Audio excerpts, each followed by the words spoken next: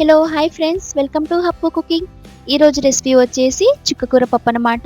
మనం ఎప్పుడు చేసుకునేలా కాకుండా ఈసారి నేను చెప్పినట్టు ఇలా ట్రై చేయండి. టేస్ట్ అయితే చాలా బాగుంటుంది. మరి అంత టేస్ట్ ఉన్నప్పుడు మరి ట్రై చేయాల్సిందే కదా. మరి ట్రై చేయాలంటే వీడియోలోకి వెళ్ళిపోవాలి కదా. అందుకని లేట్ చేయకుండా వీడియోలోకి వెళ్ళిపోదాం పదండి. ముందుగా పావు కేజీ పప్పుని ఈ విధంగా శుభ్రంగా కడిగేసుకుని నానబెట్టేసుకోవాలన్నమాట. నేను ముందుగానే నానబెట్టేసుకున్నాను. ఒక పావు గంట వరకు నానబెడితేనే పప్పు అనేది మంచిగా ఉడికేస్తుంది అనమాట. అందుకని ఒక పావు గంట వరకు బాగా నానబెట్టేసుకోండి. ఇప్పుడు అందులోనే మనం ముందుగానే కట్ చేసి పక్కన పెట్టేసుకున్న చుక్కకూరని అందులో మొత్తాన్ని వేసుకోండి. పావు కేజీ కందిపప్పుకి ఒక కట్ట చుక్కకూర వేస్తున్నాను అనమాట. అందులోనే ఒక 10 వరకు పచ్చిమిరపకాయలను కూడా అందులో వేసుకుని అందులోనే కట్ చేసి పక్కన పెట్టేసుకున్న 3 టమాటా ముక్కల్ని కూడా అందులో వేసుకోవాలన్నమాట. అందులోనే కొద్దిగా కొత్తిమీరని కూడా యాడ్ చేసుకోండి. అందులోనే 1/2 టీ స్పూన్ పసుపు, 3 టీ స్పూన్ల కారాన్ని కూడా యాడ్ చేసుకోండి.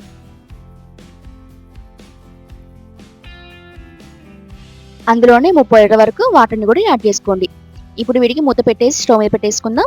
ఇప్పుడు మంటని హై ఫ్లేమ్ మీద పెట్టేసుకొని ఒక 7-8 విజిల్స్ వచ్చేంత వరకు పప్పుని మెత్తగా ఉడికించుకోవాలన్నమాట.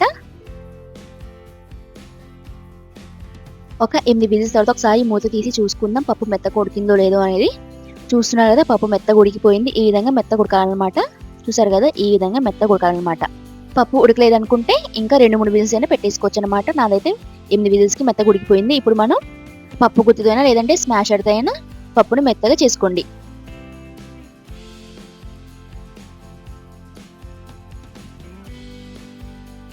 ఈ విధంగా తొప్పలు లేకుండా ఈ విధంగా మెత్తగా చేసుకోవాలన్నమాట. అప్పుడే పప్పు టేస్ట్ చాలా బాగుంటుంది. చూసారు కదా, ఈ విధంగా పప్పుని మెత్తగా చేసుకోవాలన్నమాట.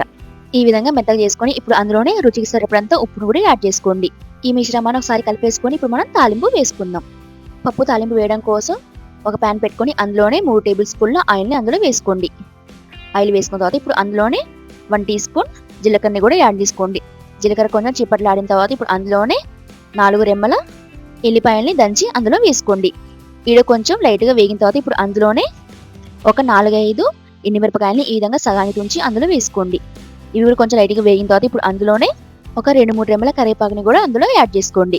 ఇప్పుడు ఈ మిశ్రమాన్ని ఒకసారి కలిపేసుకొని ఇప్పుడు అందులోనే మెత్తగా చేసుకున్న పప్పు ఉంది కదా, అది అందులో వేసుకోవాలన్నమాట మొత్తాన్ని. చూసారు కదా, అడుగు కొంచెం కూడా పట్టలేదు అసలు. నేను తీసుకున్న పప్పుకి వాటర్ క్వాంటిటీ అనేది కరెక్ట్గా సరిపోయిందనమాట. అందుకని కొంచెం కూడా అడుగు పట్టలేదు అనమాట. పప్పు కొంచెం గట్టిగా ఉంది కదా, అందుకని ఈ విధంగా కొంచెం వాటర్ని యాడ్ చేసుకొని ఇప్పుడు ఈ మిశ్రమాన్ని కూడా ఒకసారి కలిపేసుకోండి. ఈ విధంగా కలిపేసుకొని ఉప్పు సరిపోయిందో లేదో ఒకసారి చెక్ చేసుకుందాం. నేను వేసుకున్న ఉప్పు కొంచెం తక్కువైంది, అందుకని కొంచెం ఉప్పుని యాడ్ చేస్తున్నాను. ఇప్పుడు ఈ మిశ్రమాన్ని కూడా ఒకసారి కలిపేసుకొని నేనైతే ఈ పప్పు రైస్లో తింటున్నానండి. మరి మీరు దేంట్లో తింటున్నారు అనేది నాకు కామెంట్ చేయండి. రోటీస్లో తింటున్నారా, లేదంటే పూరీలోకి తింటున్నారా, లేదంటే ఆఫ్టర్నూన్ లంచ్లో తింటున్నారా అనేది నాకు ఖచ్చితంగా కామెంట్ చేయండి. మరి మీరు కూడా ట్రై చేసి మీకు ఎలా కుదిరిందో అని నాకు కామెంట్ చేయండి.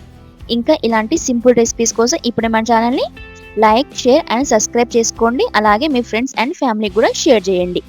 ఇంకా సింపుల్ అండ్ టేస్టీ రెసిపీతో నెక్స్ట్ వీడియోలో కలుసుకుందాం. అప్పటి వరకు బాయ్ బాయ్ ఫ్రెండ్స్.